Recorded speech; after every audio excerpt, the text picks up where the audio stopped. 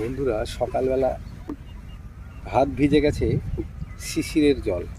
এই যে সদ্য ঢ্যাঁড়স গাছের মধ্যে এখনও রাত্রের শিশির লেগে আছে। অঘ্রাণেরই সোনার রোদে, পূর্ণিমার এই চন্দ্রে আমরা চাষ করি আনন্দে।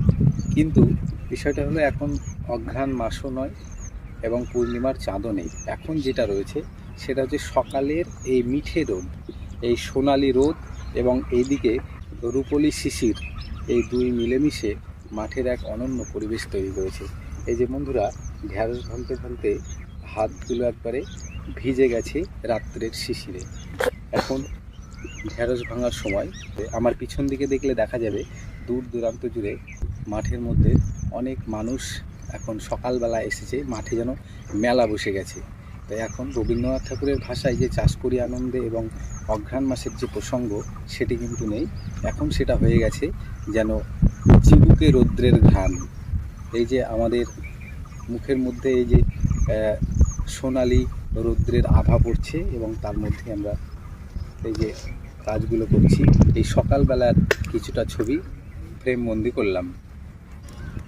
এই প্রসঙ্গে আধুনিক একজন কবি লিটন দত্তের একটা বিখ্যাত কবিতার কথা মনে পড়ে যাচ্ছে।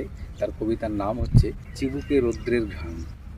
সেই কবিতার এত সুন্দরভাবে তিনি বলেছেন যে সেখানে যদিও এই সকালবেলার প্রসঙ্গ বা এই রৌদ্রের প্রসঙ্গ তিনি তোলেননি, যদিও সেই কবিতার বিষয়টি অত্যন্ত গভীর।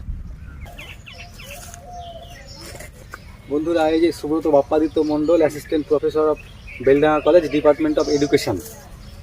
এই যে একসঙ্গে আমরা ভেন্ডি চাষ করেছি। হ্যাঁ, আমি ভবঘুরে আর উনি হচ্ছেন অ্যাসিস্ট্যান্ট প্রফেসর। এখন এই ভেন্ডি বিক্রি করতে উনি যাবেন এই বাইকে করে, আর তারপরে আবার এসে কলেজে ডিউটি আছে। আজকে পরীক্ষা আছে নাকি? এই কোন সেমিস্টার?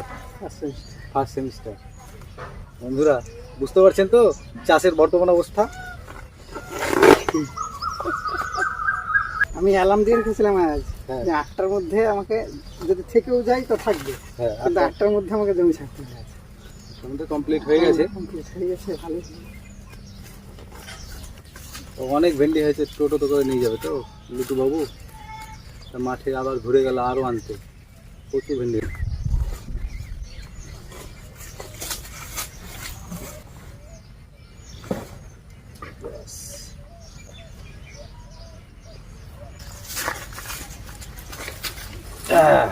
খেলে নিতে হবে একবারে শুয়ে।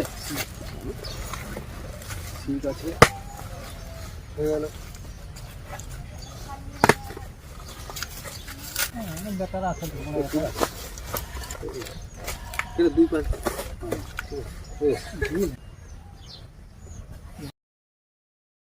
এই যে বন্ধুরা, ফাইনাল লুক চেঞ্জ হয়ে গেল। এবার বাজারে চলে যাচ্ছেন আমাদের প্রফেসর।